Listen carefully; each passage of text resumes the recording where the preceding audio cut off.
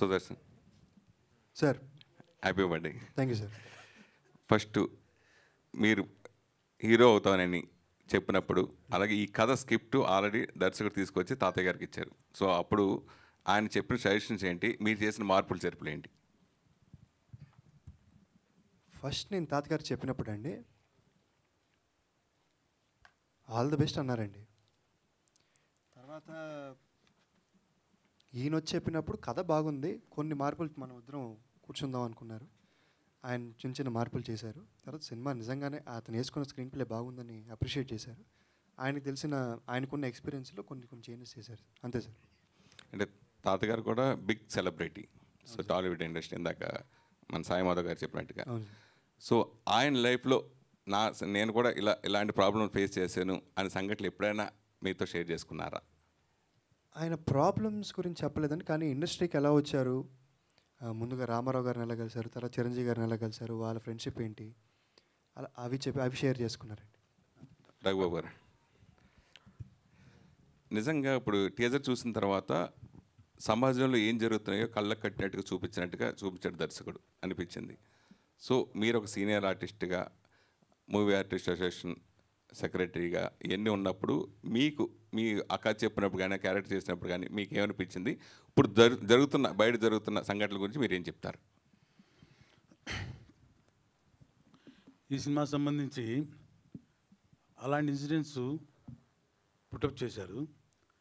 100% దాన్ని జస్టిఫై చేశారు director point of వ్యూలో. అది డెఫినెట్గా ప్రేక్షకులు కూడా సాటిస్ఫై అవుతారని నా ఫీలింగ్. నేను చేసిన క్యారెక్టర్ కూడా ఒక కామెడీతో కూడుకున్న క్యారెక్టర్ అయినా కానీ సబ్జెక్ట్లో ఇన్వాల్వ్మెంట్ ఉందని. దీంతో కూడా ఈ క్యారెక్టర్స్ అన్నిటితో కూడా ఇప్పుడు మీరు అడిగిన క్వశ్చన్కి దగ్గరలో బాగా కనెక్ట్ అయ్యి రీచ్ అయిన క్యారెక్టర్. సో డెఫినెట్గా జస్టిఫికేషన్ ఉందని నా ఫీలింగు. 100% సాటిస్ఫై అవుతారు. రఘుబాబు గారు సార్, ఇప్పుడు మీరు ఇందాక చెప్పారు వాళ్ళ నాన్నగారితోటి మీ నాన్నగారితోటి వర్క్ చేశారు పరుచూరి బ్రదర్స్, మీతోటి మీకు రాశారు. ఒక 2 జనరేషన్స్ మీరు చూశారు. మీరు ఈ రోజున ఒక సెలబ్రిటీ యాక్టర్గా మంచి పొజిషన్లో ఉన్నారు. ఒక కొత్త అతను మళ్ళీ ఆ జనరేషన్ నుంచి, ఆ ఫ్యామిలీ నుంచి వచ్చినప్పుడు వాళ్ళ ఫ్యామిలీ నుంచి వచ్చిన యాక్టర్గానే అనిపించాడా, లేకపోతే the boy has a talent of his own అనేటువంటి కాన్ఫిడెన్స్ వచ్చిందా? ఎంతవరకు ఆ భారం అతని మీద ఉంది, దాన్ని అతను ఎలా క్యారీ చేశాడని మీరు అనుకుంటున్నారు? సరే, ఎవరైనా సరే ఇప్పుడు సినిమాకి సంబంధించిన హీరోస్ కావచ్చు, కమెడియన్స్ కావచ్చు, క్యారెక్టర్ ఆర్టిస్టులు కావచ్చు, వాళ్ళ కొడుకులను కానీ మనవాళ్ళని కానీ ఇంట్రొడ్యూస్ చేసినప్పుడు అది ఒక్క ఫస్ట్ సినిమాకి మాత్రమే పరిమితం. 100% ఆ స్కిల్లు, టాలెంటు, ఎఫిషియన్సీ ఇవన్నీ క్యాలిక్యులేట్ చేస్తారు. ఆ సినిమా సక్సెస్ అవుతుంది, ఫెలప్ అవుద్దు, అది పక్కన పెడితే అతను నిజంగా టాలెంటెడా కాదనేది ప్రూవ్ అవుతుంది ఆన్ స్క్రీన్. అది అఫ్కోర్స్ ప్రొడ్యూసర్స్కి, డైరెక్టర్స్కి తెలుస్తుంది ఆటోమేటిక్గా. ప్రేక్షకులు కూడా డెఫినెట్గా గమనిస్తారు అతని టాలెంటు.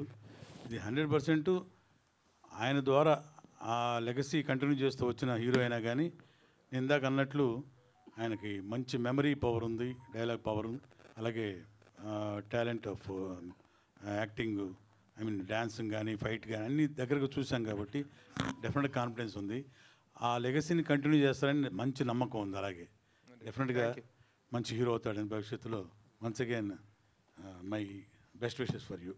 గాంధీ అక్కడ పరుచూర్ బ్రదర్స్ పేరు లేదేంటి? అబ్బా, నేను అదే అడగబోతుంది. అదే ఇంతమంది సెలబ్రిటీస్ ఉన్నారు మీద కూడా చాలా ఉన్నాయి.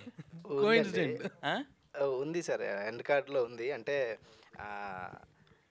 మాకు మాటలు అన్నీ చాలా మటుకు పెద్ద మంచి మంచి ఏమండి అట్లా కాదండి, మా టెక్నికల్గా చిన్న ప్రాబ్లం అయ్యి పెట్టలేకపోయాను. హీరో గారు భయం ఉంటుంది కదండి కొత్త హీరో గారు